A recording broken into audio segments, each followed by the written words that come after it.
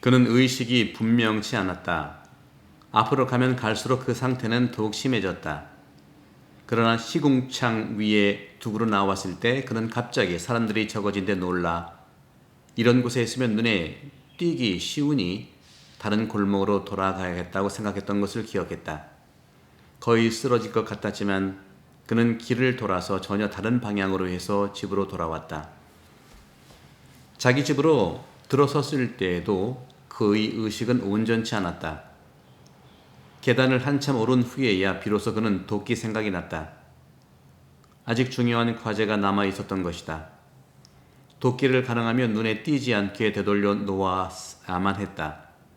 지금 도끼를 제자리에 갖다 놓지 말고 나중에 아무 때나 남의 집 마당에 던져 놓는 편이 더 좋겠다고 생각할 힘마저 물론 그에게는 없었다. 그러나 모든 일은 순조롭게 끝났다. 경비실 문이 닫혀 있긴 했지만 잠겨 있지는 않았다.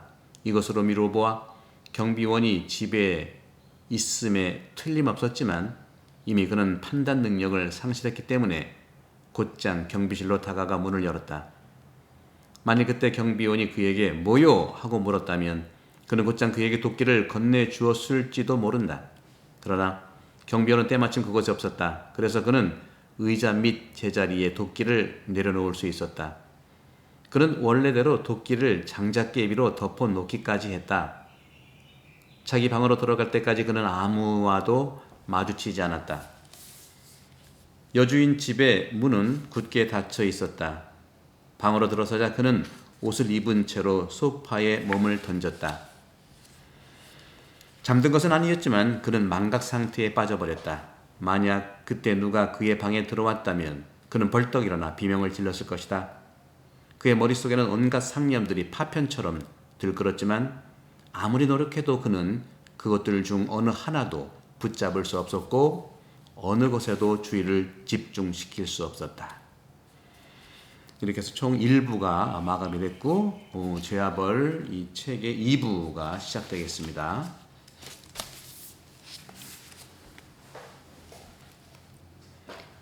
그렇게 그는 꽤 오랫동안 누워 있었다.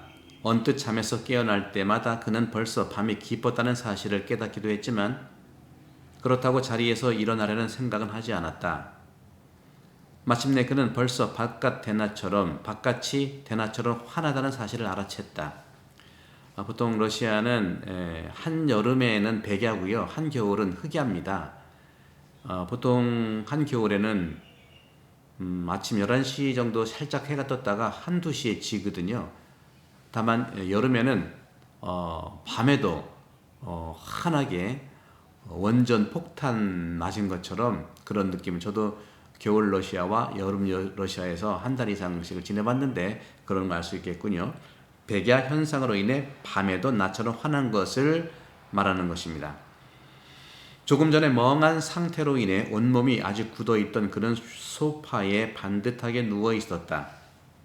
거리에서는 무섭도록 절망적인 비명소리가 날아들어와 그의 고막을 찢을 듯이 울리고 있었다.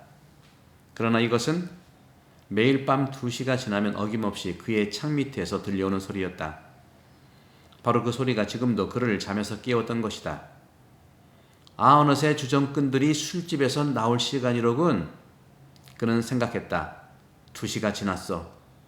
그 순간 그는 갑자기 누군가가 그를 소파에서 밀쳐내기라도 한 듯이 벌떡 일어났다. 어떻게 이럴 수가 있지? 벌써 2시가 지났다니. 그는 소파 위에 앉았다. 그러자 곧바로 모든 일이 생각났다. 갑자기 순식간에 모든 기억이 생생해졌던 것이다. 처음 얼마 동안 그는 미칠 것만 같았다. 무서운 한기가 그를 엄습했다. 이 오한은 이미 오래전에 그가 잠자고 있을 때 오르기 시작한 열 때문에 생긴 것이었다. 그런데 갑자기 오한이 지독하게 심해져 이가 딱딱 맞부딪힐 정도로 온몸이 덜덜 떨려오기 시작하는 것이었다. 그는 문을 열고 귀를 기울이기 시작했다. 집안은 모두 잠들었는지 조용했다. 그는 깜짝 놀라서 자신의 몸과 방 여기저기를 둘러보았지만 도저히 이해할 수가 없었다. 어젯밤 방에 들어오자마자 문에 빗장도 지르지 않고 옷도 벗지 않았을 뿐더러 모자도 쓴 채로 소파에 쓰러져 버렸다니 어떻게 이럴 수 있단 말인가. 모자는 바닥에 떨어져 베개와 나란히 뒹굴고 있었다. 만일 누가 들어왔다면 어떻게 생각했을까? 취했다고 생각했을까? 아니면 그는 창가로 달려갔다. 방 안은 충분히 밝았기 때문에 옷에 핏자국이라도 남아있을지 모른다고 여긴 그는 황급히 머리끝에서 발끝까지 샅샅이 살펴보기 시작했다.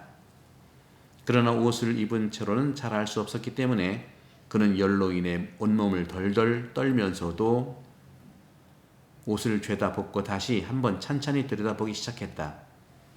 그는 실오라기 하나까지도 다 뒤집어 보았다. 그래도 자기 자신을 믿을 수 없었던 그는 3번씩이나 되풀이해서 살펴보았다. 그러나 핏자국은 전혀 없는 것 같았다. 다만 찢어져서 너덜너덜해진 바지뿌리에 갈색으로 변한 핏자국이 엉겨있는 게 보였다. 그는 접칼을 꺼내서 그 부분을 잘라냈다. 그 밖에 더 이상은 없는 것 같았다. 그러나 그 순간 그는 문득 지갑과 노파의 귀에서 훔친 물건들이 아직 그의 주머니에 있다는 사실이 생각났다. 그는 지금까지도 물건들을 숨겨야 한다는 생각조차 하지 못하고 있었던 것이다. 옷을 살펴보고 있는 지금도 그 생각을 못하다니 이게 어찌된 셈인가. 그는 순식간에 물건들을 꺼내서 책상 위에 던져 놓기 시작했다. 있는 물건들을 모조리 꺼내놓은 다음에도 그는 아직 물건이 더 남아있는지 확인하기 위해 주머니를 모조리 뒤집어 보았다. 그런 뒤 그는 물건 뭉텅이들을 방 한쪽 구석으로 옮겼다. 방 안 제일 구석 아래쪽에는 벽에서 들뜬 벽지가 찢어져 있었다. 그는 즉시 벽지 뒤에 난 구멍 속으로 물건들을 쑤셔 넣기 시작했다. 들어갔군. 눈에 띄는 건 없다. 지갑도. 그는 일어서서 구석에 불룩 튀어나온 구멍을 멍하니 바라보면서 생각했다. 그러다 그는 갑자기 공포에 질려 온몸을 부르르 떨고야 말았다. 맙소사. 그는 절망에 빠져 중얼거렸다. 내가 어떻게 된 거지? 정말 이게 숨긴 걸까? 이렇게 숨기는 경우도 있을까? 사실 그는 물건을 염두에 두지 않았다. 돈만 있으리라고 생각했기 때문에 미리 물건을 숨겨둘 장소를 마련해 놓지 않았던 것이다. 그런데 지금 난 무얼 그렇게 기뻐하단 말인가? 그는 생각했다. 이렇게 숨기는 사람이 어디 있을까? 정말 내가 제정신이 아니군.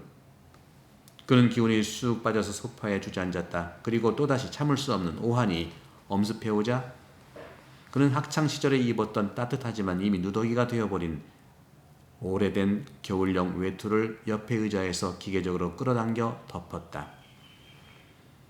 그러자 곧 악몽과 헛소리가 그를 다시 사로잡았다. 그는 혼미한 상태로 빠져들었다. 그러나 5분도 채 못 되어 그는 다시 벌떡 일어나 곧바로 미친 듯이 자기 옷에 달려들었다. 아무것도 해결하지 못하고 어떻게 이렇게 잠에서 다시 잠에 빠질 수 있을까? 그래, 그렇지. 나는 외투 겨드랑이 밑에 올가미도 아직 뜯어내지 않았다. 잊어버리다니. 그런 일을 잊어버리다니. 그런 증거물을. 그는 올가미를 뜯어내어 재빨리 찢어 발긴 뒤 그 조각들을 베개 및 빨랫감 속에 쑤셔 넣기 시작했다. 어떤 경우에도 찢어진 암마포 따위가 의심을 사지는 않을 거야. 그렇고 말고. 그는 방 한가운데 서서 이 말을 반복했다. 그는 머리가 아플 정도로 주위를 집중해서 무언가 잊어버린 것은 없는지 주위와 바닥을 샅샅이 살펴보기 시작했다. 모든 능력, 기억력과 단순한 판단력마저도 그를 버렸다는 생각이 들자 그는 참을 수 없이 괴로웠다. 정말로 참으로 시작된 것일까? 징벌의 시간이 도래한 것일까? 그래, 정말 그렇구나. 사실 그가 바지에서 잘라낸 누더기 조각들은 누가 들어와도 쉽게 볼 수 있도록 방바닥 한가운데에서 나뒹굴고 있었다. 대체 내가 어떻게 된 거지? 그는 다시 침착성을 잃고 부르짖었다. 이때 그의 머리에 이상한 생각이 떠올랐다. 어쩌면 그의 옷 전체가 피에 젖어 있을지도 모른다는 생각. 어쩌면 핏자국은 많은데 그의 판단력이 떨어지고 약해져서, 그리고 또 이성마저도 혼미해져서 그가 그것을 보고도 발견하지 못하는 것인지도 모른다는 생각이었다. 지갑에 피가 묻어 있었다는 생각이 문득 들었다. 그래, 맞아. 주머니에도 피가 묻었을 거야. 그때 피에 젖은 지갑을 주머니에 넣었으니까. 그는 황급히 주머니를 뒤집어 보았다. 역시 주머니 안쪽에 피가 얼룩져 있었다. 그러고 보니 내가 이성을 완전히 잃어버린 건 아니야. 스스로 알아차리고 추측한 것으로 보아 판단력과 기억력이 아직은 남아있는 거야. 그는 이렇게 생각하고는 승리감에 도취되어 기쁜 마음으로 심호흡을 했다. 그냥 열 때문에 몸이 약해져서 순간적으로 제정신이 아니었던 거야. 그는 바지 왼쪽 주머니에 안감을 모조리 뜯어냈다. 그 순간 햇빛이 그의 왼쪽 장화를 비쳤다. 장화 위로 삐죽 튀어나와 있는 양말에 무슨 흔적이 보이는 것 같았다. 그는 장화를 벗어들었다. 역시 핏자국이로군. 양말 끝이 온통 피투성이야. 무심결에 피가 되어 괴어 있는 곳을 밟았음에 틀림없었다. 이제 또 이 일을 어떻게 한담? 이 양말과 바지뿌리 그리고 주머니를 어떻게 한담? 그는 넝마 조각들을 모두 한 손에 쥐고 방 한가운데 섰다. 난로 속에 집어넣을까? 하지만 난로부터 뒤지기 시작할 거야. 튀어버릴까? 그런데 뭘로 태우지? 성냥도 없는데. 아니야, 어디로든 밖에 나가서 다 버려야 해. 그래, 버리는 편이 낫겠다. 그는 소파에 앉으면서 몇 번씩이나 이렇게 중얼거렸다. 그러나 생각과는 달리 그의 머리는 다시 베개 위로 기울어졌다. 다시 참을 수 없는 오한이 그를 얼어붙게 만들었고, 그는 다시 외투를 끌어당겨 뒤집어 썼다. 그리고 몇 시간 동안이나 한 가지 생각이 계속 단속적으로 그의 머리에 떠올랐다. 이제 더 이상 미루지 말고 어디로든 나가서 이 물건들이 눈앞에 보이지 않도록 빨리 버려야 한다. 어서. 그는 몇 번씩이나 소파에서 뒤척이며 일어나려고 했지만 도저히 그럴 수가 없었다. 마침내 세차게 문을 두드리는 소리가 그를 깨웠다. 문 좀 열어요. 살았어요, 죽었어요? 계속 잠만 자대는군요. 나스타샤는 주먹으로 문을 두드리면서 소리쳤다. 내내 개처럼 잠만 자고 있으니 정말 개나 다름없어. 문 좀 열어요. 10시가 지났어요.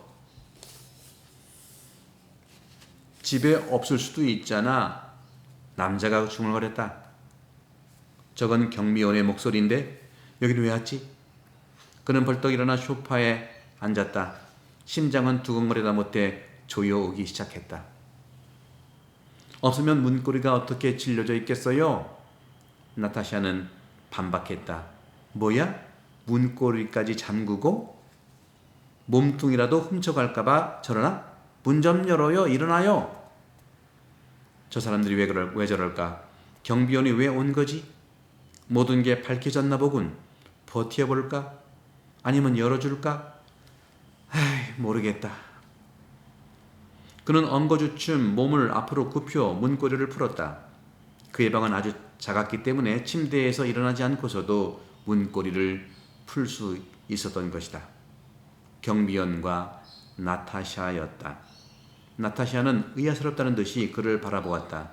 그는 도전적이고 절망적인 표정으로 경비원을 노려보았다.